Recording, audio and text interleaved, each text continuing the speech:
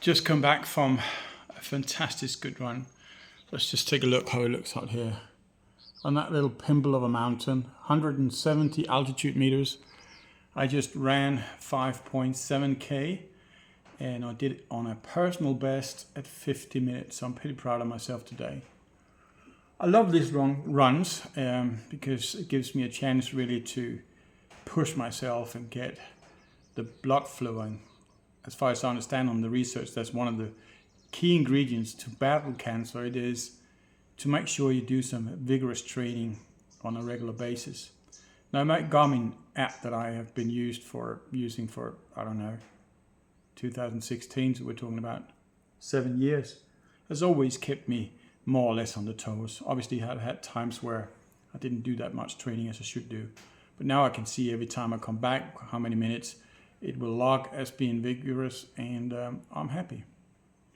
Anyway, it is also an opportunity when I'm out there running to let the mind fly a bit. And one of the things that struck me when I was out there was it's quite interesting how many people I have known over the years, known that fairly quickly after they have been diagnosed with cancer, they are no more.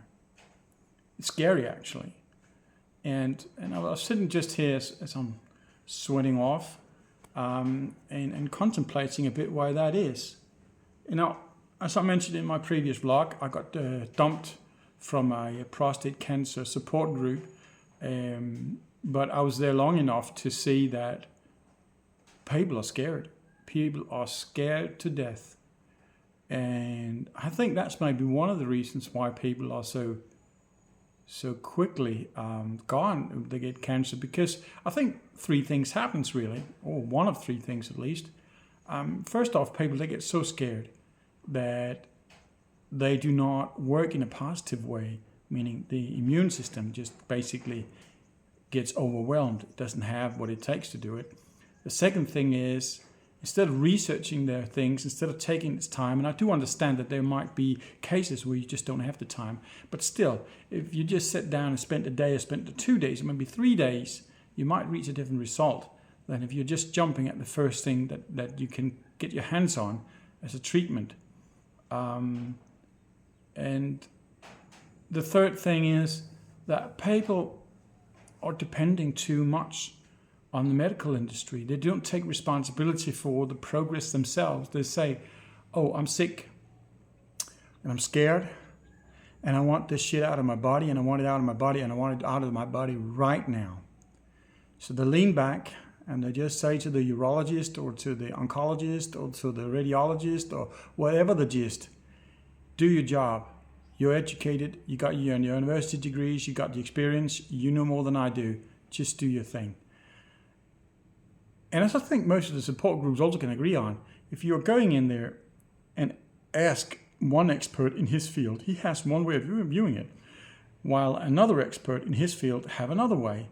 And it doesn't mean that each doctor are wrong in their own field and only the other doctor know the right thing. It is just there are different ways of doing things.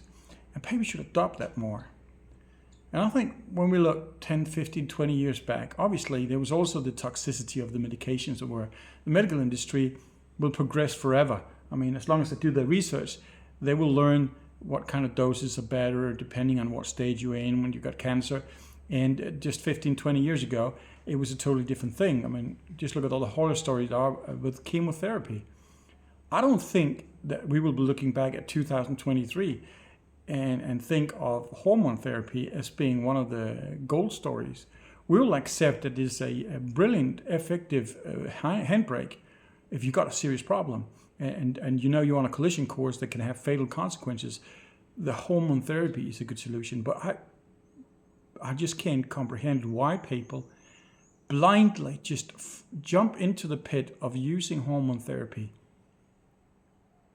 I don't understand it because there seems to be a consensus as well that says that if two people comes in, now we're just talking prostate cancer because that's the one thing that I'm doing all my research regarding. If two people comes in with prostate cancer and they are all things equal are at the same stage, then the long-term outcome of the treatment is the same whether you get treated right away or you wait 6 months. And if that is indeed the truth, why on earth would you jump on ADT as an absolute urgent resort? I just don't get it. I don't get it. So, yeah, I guess I'm a little bit less loyal to authorities. I like to think on my own feet. I like to give it a little thought, and I like to research.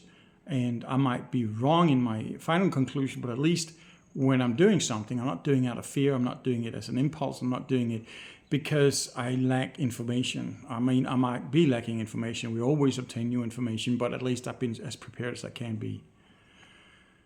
So, yeah, I think people should be more aware of the situation and try to see if they can pull out the fear in the equation. Because you make so many stupid things when you are acting out of fear. Just like when you're going shopping, if you're hungry, you put so many things in your chart that you just don't need and don't want, just because the impulses guides you. And if there's something you just can't afford, then it's really to be guided by your impulses when you are talking about the matter of your own life. So, yeah. Anyway, I mean, it's one thing that we're all destined to accept, and it is that there will be an end. It's not a question if. Everybody who's been here before us met the end, and everybody after us will meet the end, and everybody that we are surrounding ourselves with today will eventually also come to an end. It is not something we can escape, and there's no reason to fear it to an extent that we want to make our lives miserable while we have a chance to avoid that. Well, that was just some thoughts here on vlog number 6, I think. Until next time, stay healthy.